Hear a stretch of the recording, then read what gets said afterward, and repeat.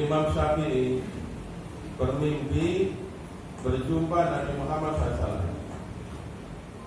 Dalam mimpinya Rasulullah menyampaikan kepada Imam Syafi'i, sampaikan salamku kepada muridmu Ahmad bin Hanbal, suruh dia sabar, suruh dia sabar. Singkat cerita, utusan daripada Imam Syafi'i menyampaikan kabar kepada Imam Ahmad bin Hanbal. Begitu disampaikan, begitu senang Imam Ahmad bin Hanbal. Mengutus lagi utusan apa? Tolong pinjamkan baju yang digunakan oleh Imam Syafi'i ketika beliau bermimpi bertemu Rasulullah SAW. Ini ulama, bukan sembarang ulama. Imam Ahmad bin Hanbal itu bukan hafal 10-20 hadis, bukan hafal 100-200 hadis, hafal 1 juta hadis. Berapa? Hadis yang sahih hafal, hadis yang dhaif hafal, sampai hadis palsu hafal. Satu kali ada orang baca hadis palsu, kenapa hadis palsu? Disebutkan sumbernya ini. Kau tahu? Saya hafal hadis, bukan cuma hadis yang sahih, sampai hadis yang palsu semua saya hafal demi menjaga ini hadis Nabi Muhammad SAW. Ini orang-orang sekarang kadang-kadang baru hafal 1-2 hadis sudah tinggi. Betul ya? Betul. Ini boleh. Sesat. Neraka. Pengennya orang semua pada masuk neraka.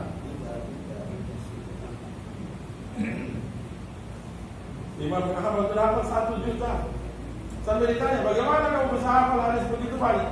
Hari-hari kita baca itu hadis. Bagaimana yang apa?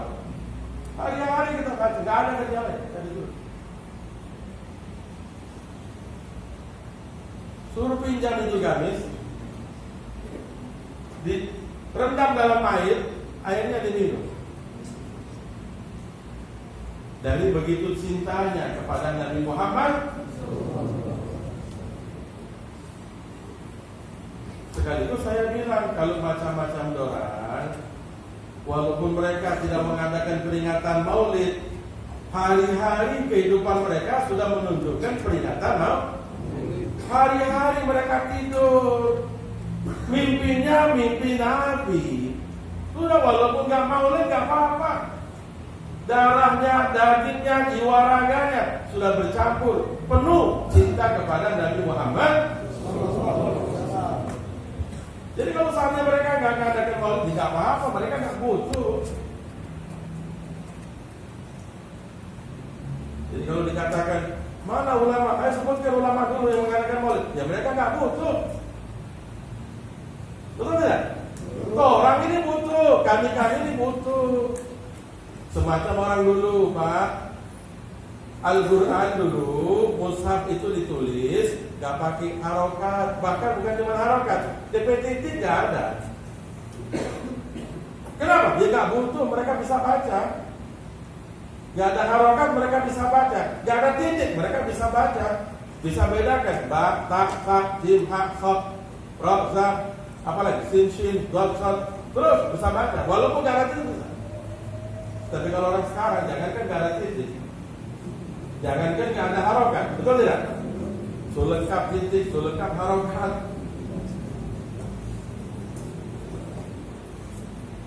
Dulu gak ada, sekarang gak ada. Kenapa? Sekarang butuh, umat butuh. Kalau gak dikasih titik, gak dikasih harokat, bisa-bisa kacau, salah semua bacanya. Antara jinnah, jannah, junnah beda. Jinnya dhamma, jinnya fathah, jinnya kasrah. Jinnah, jin, jannah, surga, junnah, tameng, arti beda. Dan perbedaan artinya cukup jauh, gak sama. Minal jinnati wan nar, jangan dibaca minal jannati wan nar. Kenapa kamu baca minal jannati? Gak ada lebih harokat, salah.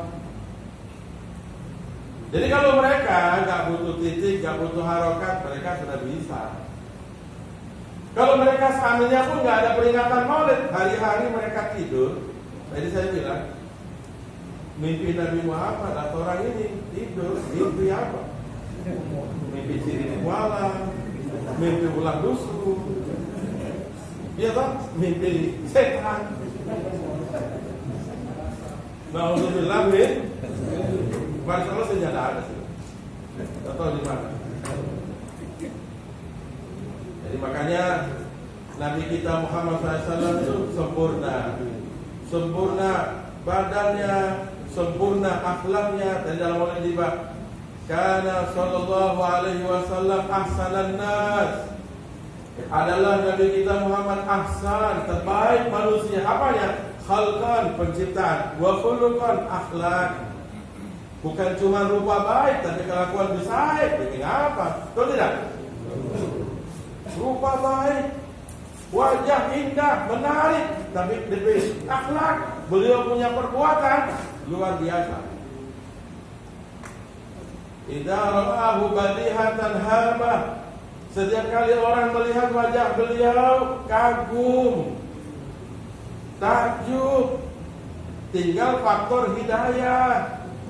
Abu Jahal lihat Nabi, tapi karena faktor hidayah. Sebab juga gak dapat hidayah karena sombong. Tapi sebenarnya kagum. Abu Jahal itu mengakui kepada Nabi Muhammad. Jangan dia mengakui. Ketika semalam sebelum Nabi Muhammad hijrah, bikin rapat orang-orang pemuka Mekah. Dalam rapat diantaranya singkat saja saya sebutkan. Ada yang usul. Apa usul kamu? Abu Jahal ada, Abu Lahab, Abu Sufyan belum beriman. Pemuka Mekah kafir, orang-orang tidak beriman yang anti kepada Nabi. Apa usulnya? Saya usul supaya menghentikan dakwah Nabi Muhammad, supaya Muhammad gak dakwah, gak ngajak-ngajak orang lagi.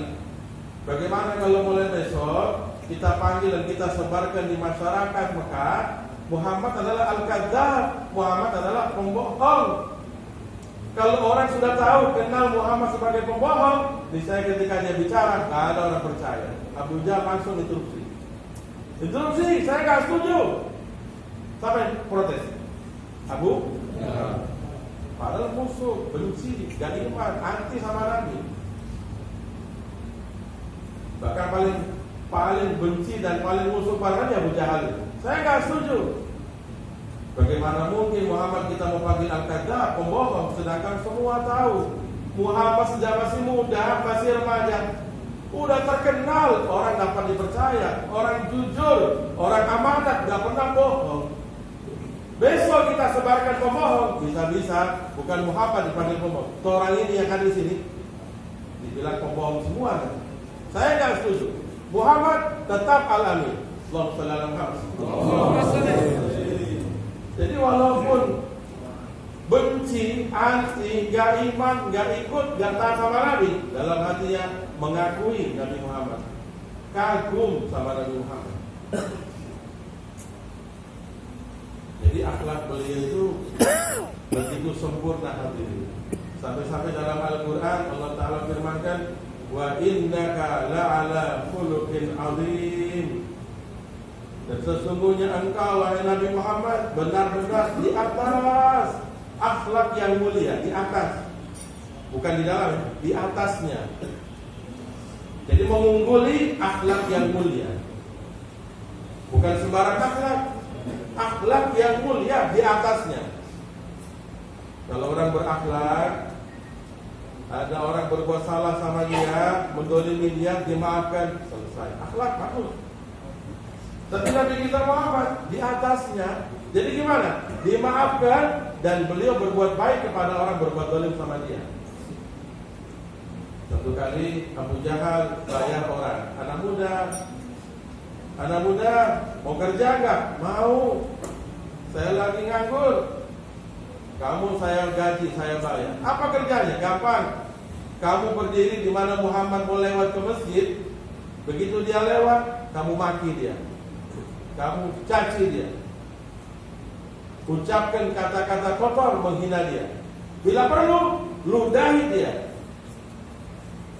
Cuma itu, iya itu. Siap? Berdiri di pinggir jalan, Nabi Muhammad lewat, dikatai. Muhammad, kamu gila, kamu tukang sihir, kamu begini, macam-macam. Nabi Muhammad gak gubris. Omongan kotor, omongan tidak ada manfaat. Masuk kanan, cepat-cepat buang dari telinga. Bila perlu gak usah dimasukkan, bikin diri pongo. Jadi kalau ada ucapan-ucapan gak baik, bikin diri pongo. Kamu gak dengar apa saya bilang? Gak dengar. Bicara gak bagus, bicara kotor, bikin apa mau ngapori saya punya telinga? Dan memang kalau ketika gak gubris, kebaikan bagi kita, kehinaan bagi dia, pahala bagi kita, dosa bagi dia. Jadi kalau ada orang yang maki, yang hina, kita diam, pahala, dosa bagi orang melakukan itu. Yang penting kita gak respon, gak ada gunanya. Tapi kalau sampai kita jawab satu-satu,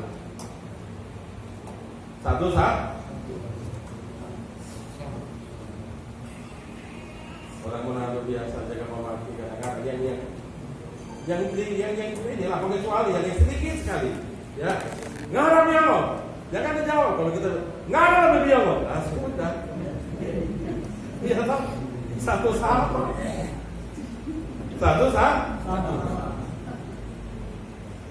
nggak ada. Telinga, menjaga saya punya telinga. Omongan kotor. Tadi Muhammad gak digubris sama Nabi. Satu kali saya lagi ingat, Rasulullah duduk sama Sayyidina Abu Bakar. Ada orang datang marah-marah. Dari begitu emosinya sampai orang tadi menghina, memaki Sayyidina Abu Bakar. Sayyidina Abu Bakar diam. Rasulullah senyum. Marah-marah, semakin jadi gak kuat Sayyidina Abu Bakar dijawab. Begitu dijawab, wajah Nabi dari senyum berubah merah, lalu pergi meninggalkan Sayyidina Abu Bakar. Diikutin sama Sayyidina Abu Bakar. Rasulullah, dari tadi aku dimarahi orang itu, bahkan orang itu mencaci, memaki saya diam, engkau senyum. Begitu saya jawab, kamu pergi. Kata Rasulullah, wahai Abu Bakar, aku lihat ketika kau cuma diam, malaikat mendoakan kebaikan untuk kamu. Terus begitu kamu jawab, malaikat pergi, datang setan. Nah, setan biasa tuh bawa kompor, sukanya kasih bekelahi. Begitu setan datang, aku gak mau duduk sama-sama setan, aku pergi meninggal. Nah itu Rasulullah begitu. Singkat cerita, saya singkat. Begitu terjadi semacam itu, sampai satu hari Rasulullah lewat, dicari anak muda, gak ada. Cari mana ini? Muhammad, jadi siapa? Biasa di sini ada anak muda berdiri. Oh, yang biasa ganggu kamu? Iya, mana dia? Sakit. Hah? Sakit. Ya Allah, kasihan. Di mana rumahnya? Itu. Kira-kira kalau orang begini gimana? Ada orang berbuat biasa jahat sama kita, ganggu kita, usil sama kita. Kok dapat dengar sakit? Kira-kira doakan sembuh, doakan mampus. Mampus satu kali. Pas masuk sakit. Sudah perlu cepat jemaah. Tapi Nabi kita, Allahumma shalli ala Muhammad. Selesai sholat, pulang ke rumah, istriku ada makan, ada, bungkus. Mau kemana? Mau jemput orang sakit. Siapa yang sakit? Yang biasa ganggu beliau padahal. Diketuk pintunya, sama bapaknya dibuka pintu, kelihatan itu orang muda sedang berbaring, meriang, gemetar, sakit. Bagaimana nggak mau begitu? Mengganggu orang baik, betul tidak? Begitu lihat Rasulullah datang, semakin ketakutannya. Waduh, saya lemah, saya sakit, saya sementara nggak berdaya. Muhammad datang mau balas dendam. Dipikir Nabi Muhammad ini mau balas dendam sama dia. Rasulullah senyum. Aku datang mau jenguk kamu. Hah? Muhammad, kamu datang tengok aku. Iya, aku cari tadi mana. Biasanya kamu di pinggir jalan, ini kok nggak kelihatan. Orang kasih tahu kamu lagi sakit, makanya aku datang ke rumah ambil makanan. Ini makanan buat kamu. Luar biasa lah kamu Nabi. Ternyata selama ini saya dengar dari Abu Jahal, kamu orang jahat, kamu begini, sampai aku mau dibayar untuk mengganggu kamu. Ternyata semuanya hoax. Korban berita hoax. Rupanya Abu Jahal ini juga pembuat berita hoax dan penyebar kebencian. Ada pasal banyak. Dia lihat wajah ayahnya dalam isyarat dia pengen masuk Islam. Bapaknya langsung bilang, "Ati Abul Qasim, kamu ikutin itu orang baik. Asyhadu an la ilaha illallah, asyhadu annaka Muhammad Rasulullah." Masuk Islam. Nah hadirin, maaf. Sekarang orang nggak kenal Nabi Muhammad. Orang kenal dan taunya ya dari umat Nabi Muhammad. Makanya tanggung jawab semuanya, apalagi para ustaz, para tokoh agama, benar-benar mereka tanggung jawab mengenalkan Nabi Muhammad bukan cuma dengan lisan, tapi juga dengan perbuatan. Gimana kelihatan? Makanya saya berusaha ketika saya ke Minahasa, saya ke Tompaso, saya ke kampung-kampung Nasrani, saya duluan tegur mereka, duluan sapa mereka, duluan kenalan dengan mereka. Akhirnya clear. Mereka jadi ramah, mereka jadi sambut, mereka jadi hormat. Ternyata juga kadang-kadang pihak-pihak lain itu karena nggak kenal dan nggak tahu. Dan juga kenapa? Ya karena kekurangan kita juga tidak membuka di diri. Sukanya muslim dengan muslim, muslim dengan muslim. Ya, Nabi kita Muhammad bukan cuma bergaul dengan sesama muslim, betul tidak? Rahmatan lil alamin. Dengan semua. Maka alhamdulillah saya kemana-mana tanya, "Pak, permisi, selamat pagi, selamat siang, selamat malam. Saya begini, saya mau tanya masjid di mana dekat, belum sholat, oh situ, begini. Saya pernah ke Perum, Rizki di daerah Minus sana, di sana, mau di sana. Itu lewat perkampungan non muslim. Saya pakai gamis, pakai kopiah putih, hormat sama mereka, mereka hormat, tunjukkan. Dan pernah lalu mereka bilang, "Oh nggak ada, cari sendiri, begini." Jadi makanya melalui peringatan Maulid sekali lagi ya kita semakin tanamkan dan tumbuhkan semangat kita untuk mengenal dan mengenang serta mencintai Nabi kita Muhammad Sallallahu Alaihi Wasallam, dan juga kita amalkan sedikit demi sedikit ajaran beliau dalam kehidupan kita sehari-hari, sedikit demi sedikit. Insyaallah lama-lama tidaklah ajal menjemput kecuali amalan yang kita lakukan meneladani Nabi sudah melimpah dan cukup banyak. Kalau semacam itu, insya Allah kita nggak bakal jauh dari Nabi Muhammad SAW. Di antaranya hal ini saya juga ingin sampaikan, dan di mana-mana juga saya sampaikan.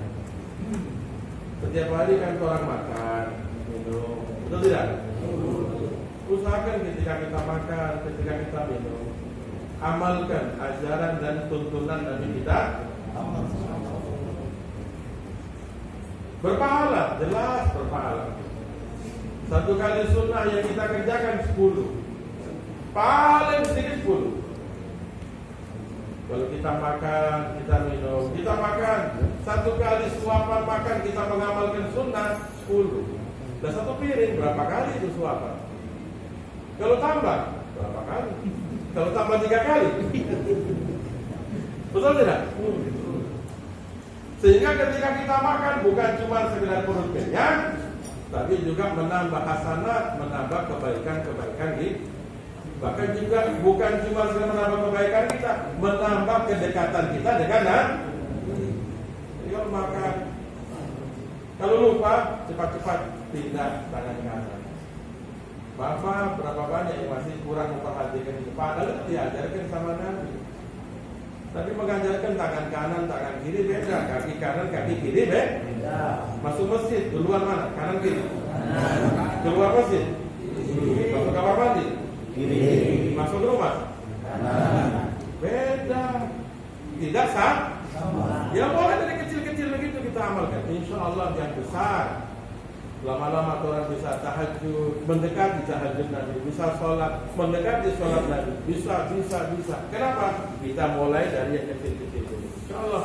Mudah-mudahan melalui peringatan Maulid pada hari ini, insya Allah akhlak kita semakin baik dan keteladanan kita kepada Nabi semakin bertambah. Dan jangan menunda-nunda dalam melakukan kebaikan, ya. Karena setan itu menginginkan kita menunda. Waktu saya masih kotor, kadang-kadang begitu. Nanti kalau sudah mau tua, mau tobat, itu setan punya bisikan itu.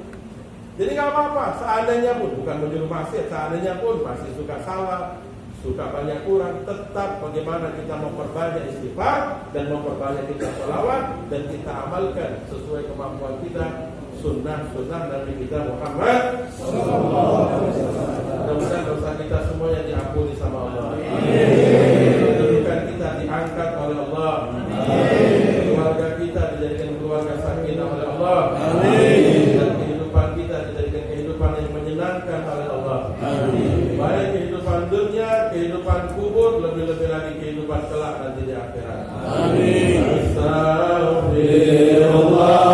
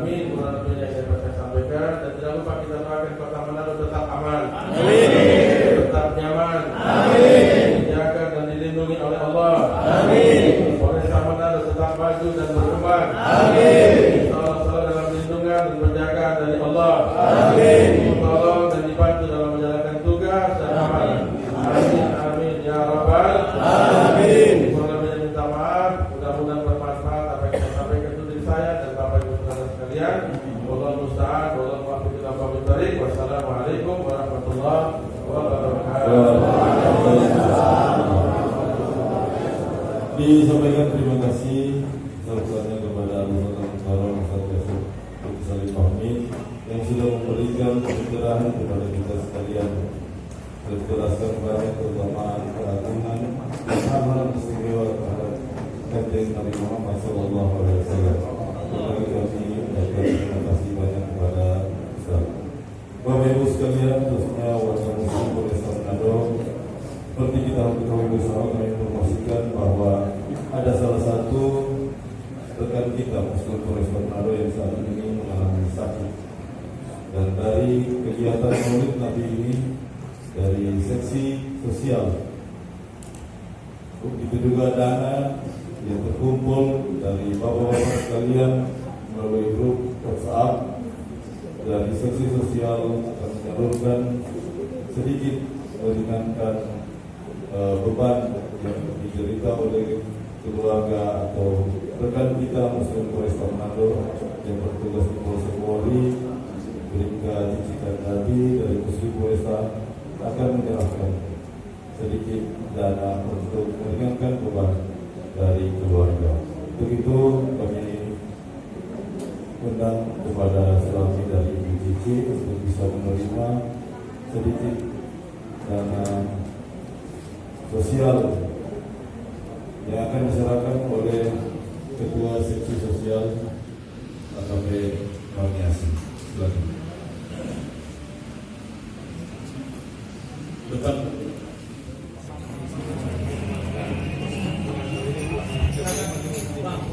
Sallallahu alaihi Muhammad.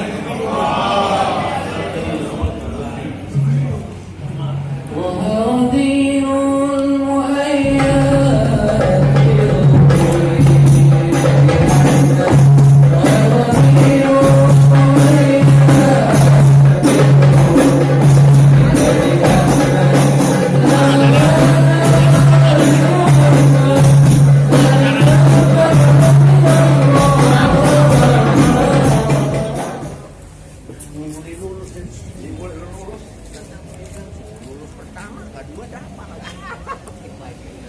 BPS itu